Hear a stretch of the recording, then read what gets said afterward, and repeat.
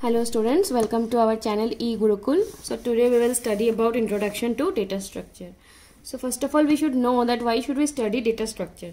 Suppose आपके class में 50 बच्चे हैं and you want to store the data of the students. ठीक है, तो डेटा हम स्टोर क्यों करेंगे? यहाँ पे दो चीजें देखो, एक तो हमें डेटा को स्टोर करना है ना, और उसके बाद हम स्टोर क्यों करते हैं? So that we can retrieve the data later. ठीक है, अगर हमें किसी बच्चे का मार्क्स चाहिए तो वो डेटा हम रिट्राइव कर सके.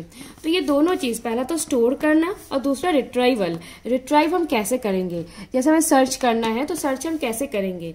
सो all this thing basically comes under data structure.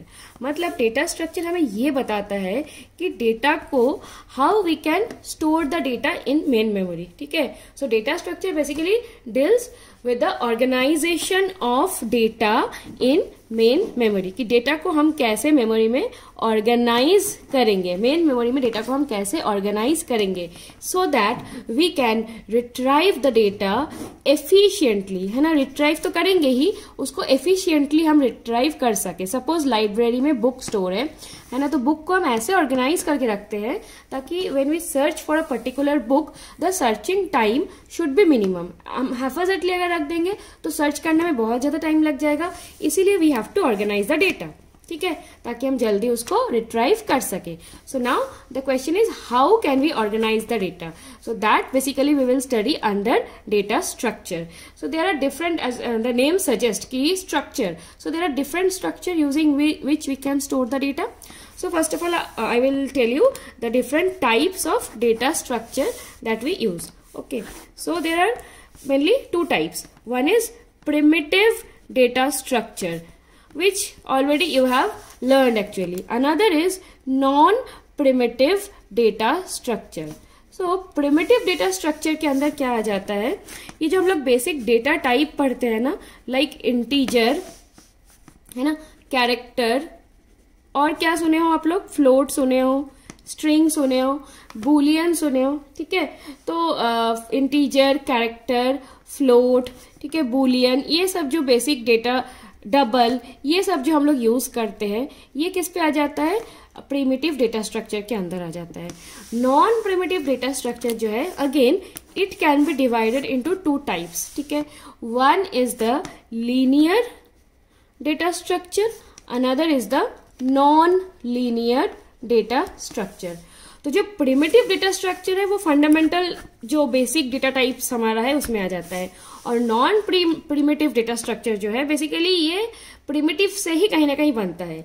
जैसे लीनियर डेटा स्ट्रक्चर में क्या आ जाता है? एरे आ जाता है, और स्टैक, क्यू, ये सब आप लोगों को डेटा स्ट्रक्चर में डिटेल्स में पढ़ना है, और लिंक्ड लिस्ट. ठीक है, और नॉन लीनियर डेटा स्ट्रक्चर में क्या आ जाएगा? Tree and graph.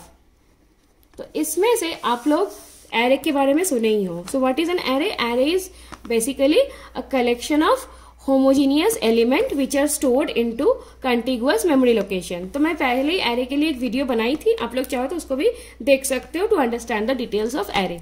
तो देखो यहाँ पे कि नॉन प्रिमिटिव में प्रिमिटिव का यूज कैसे हो रहा है. एरे में हम लोग एलिमेंट स्टोर करेंगे and that element should be of similar type और होमोजीनियस टाइप. तो होमोजीनियस डेटा टाइप होना चाहिए, मतलब either they will be of type integer और they will be of type character. ठीक है, तो प्रिमिटिव डेटा स्ट्रक्चर का यूज हम नॉन प्रिमिटिव में करते हैं. सेकेंडली, ये जो दो टर्म मैं बताई आप लोगों को कि लीनियर एंड नॉन लीनियर, ये क्या होता है? तो देखो, linear data structure, linear word का मतलब ये है कि every element will have a predecessor and a successor. जैसे अगर हम एरे बनाते हैं तो एरे में मान लो you can store n number of elements. ठीक है, तो यहाँ पे जैसे हम कुछ एलिमेंट स्टोर किए हैं, ना सपोज अगर 30 हम लेते हैं तो 30 का एक प्रेडिसेसर है और एक सक्सेसर है. सो that's why it is a linear data structure. कोई भी एलिमेंट आप ले लो, फर्स्ट और लास्ट छोड़ के, सभी का एक प्रेडिसेसर और एक सक्सेसर होता है. मतलब उसके पहले एक एलिमेंट होता है और उसके बाद में एक होता है. ठीक है, सिंस 50 लास्ट है तो उसके बाद में कुछ भी नहीं है. जैसे आप 20 लेते हो तो 20 के पहले 10 है, 20 के बाद में 30 है, which is the successor, and 10 is the predecessor. But non linear में आप ये चीज नहीं बोल सकते हो. मतलब यहाँ पे डेटा कोई भी एक डेटा उठा के आप नहीं बोल सकते हो कि पर्टिकुलरली ये ही इसका प्रेडिसेसर है और एक सक्सेसर है. जैसे अगर हम ट्री स्ट्रक्चर को देखते हैं, so here suppose this is a, b and c, तो बी के लिए ये जो नीचे तीनों DEF है ऑल आर सक्सेसर।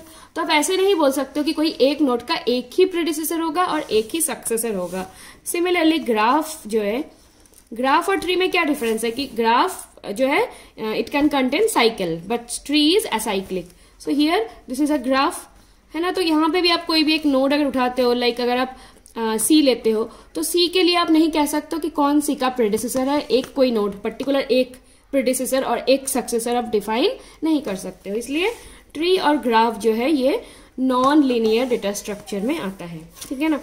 तो नाउ यहाँ पे जो मैं आप लोगों को प्रिमिटिव डेटा स्ट्रक्चर बताई थी, तो all this thing you have already studied in data type, है ना। तो ये हमारे जो डेटा टाइप है, जैसे अगर हम सी का यूज कर रहे हैं या C++, तो यहाँ पे हम देखे है कि basic data type int, float, char, double, these are the data type. So now you can ask that what is the difference between data type and data structure, है ना। तो basically data type देखो, अगर मान लो एक element अगर मान लो हम 65 स्टोर कर रहे हैं मेमोरी में, now how we मतलब ये 65 जो स्टोर होगा ये मेमोरी में हमेशा बाइनरी फॉर्मेट में ही स्टोर होगा, मतलब 0 और 1 के फॉर्मेट में स्टोर होगा, ठीक है, जो भी इसका वैल्यू है।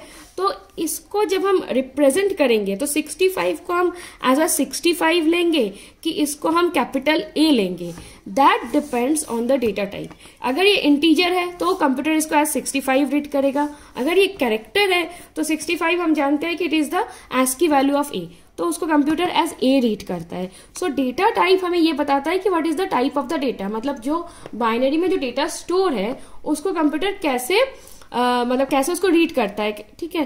So that is basically defined by the data type. Data type और डेटा स्ट्रक्चर में, प्रिमिटिव डेटा टाइप और डेटा स्ट्रक्चर में डिफरेंस क्या हो गया कि डेटा टाइप में we will not tell about the implementation details, whereas जब भी हम डेटा स्ट्रक्चर के बारे में बात करेंगे, data structure will contain the data type as well as is implementation details. दोनों चीज को अगर हम साथ में लेंगे तो वो हो जाएगा डेटा स्ट्रक्चर। जैसे आप सुने ही हो डेटा स्ट्रक्चर यूजिंग C++, मतलब सिर्फ डेटा टाइप नहीं, डेटा टाइप एंड उसको हम कैसे इम्प्लीमेंट करेंगे, ये दोनों मिला के होता है data structure. Another thing which probably you have heard is ADT, that is abstract data type. Now data type तो मैं बता चुकी, the question is that why we are telling it abstract. Abstract हम इसलिए बोल रहे डेटा टाइप को, जैसे int है तो int को हम abstract डेटा टाइप कहते हैं। क्यों, मतलब कोई भी डेटा टाइप को आप abstract डेटा टाइप या ADT कहते हो, क्यों? क्योंकि जब आप डेटा टाइप बोल रहे हो, डेटा टाइप के साथ implicitly we define some mathematical functions which can be performed on those data type. Mathematical function मतलब जैसे अगर हम int बोल रहे हैं तो int के ऊपर हम क्या क्या arithmetic operation perform कर सकते हैं। जैसे अगर int है, हम लोग जानती है कि int के ऊपर हम प्लस कर सकते हैं, माइनस कर सकते हैं, multiplication, division, these mathematical operations and some logical operations also। क्या क्या लॉजिकल ऑपरेशन हम परफॉर्म कर सकते हैं, like we can check whether it is less than, greater than, equal to और not equal to some other number, ठीक है। So we can perform some mathematical and logical operation on the data type called int, ठीक है। तो जब हम int a बोल के डिफाइन कर रहे हैं कि int a equals to 30 ऐसे हम लिख रहे हैं, तो यहाँ पे हम ये तो बोल नहीं रहे कि we can perform this mathematical operation and this logical operation, but they are already implicitly defined. So that's why it is called abstract data type. Like अगर आप character भी ले रहे हो तो आप जानते हो कि कैरेक्टर या स्ट्रिंग जो है उसको उस पे आप कॉन्कैटिनेशन मतलब कॉन्कैटिनेट आप कर सकते हो, ठीक है। You can perform the concatenation operation, but उसको आप माइनस, मल्टीप्लाई ये सब नहीं कर सकते हो। तो दिस मैथमेटिकल और some logical operations are implicitly defined on the data type. So that's why basically we call it abstract data type, है ना। मतलब यहाँ पे दो चीज आ जाएगा, data type plus the mathematical operations which we can perform on the data type, okay, and these are logically defined, not explicitly, implicitly they are defined. That's why it is called abstract data type. So, And now let me tell you about the basic operations that we can perform on a data structure. So as I have told you कि data structure अगर हम data store कर रहे हैं तो हमारा purpose यही है कि उसके ऊपर हम कुछ operation perform कर सके. So what are the basic operations on data structure? First of all हम data insert करेंगे. स्टोर कर रहे हो मतलब इंसर्ट कर रहे हो. अब जब इंसर्ट करते हो तो डिलीट भी कर सकते हो कि जरूरत नहीं है भाई तो उसको डिलीट कर दो. फिर उसको हम ट्रेवर्स करते हैं. ट्रेवर्स करना मतलब हम उसको 1 by 1 ट्रेवल करते हैं, प्रोसेस करते हैं, प्रिंट करते हैं. ठीक है.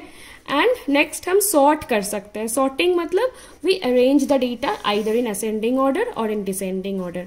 और सबसे कॉमन ऑपरेशन जो मैं आप लोगों को बता चुकी हूँ दैट इज सर्चिंग. हम कोई भी डेटा उस पर सर्च कर सकते हैं. फिर हम उसको मर्ज कर सकते हैं. जैसे हमारे पास 2 एरे है and now we want to combine them. So that is the merge operation. So these are the basic operations which we can perform on a data structure. So that is all about today. Thank you for watching. Please don't forget to subscribe our channel. Thank you.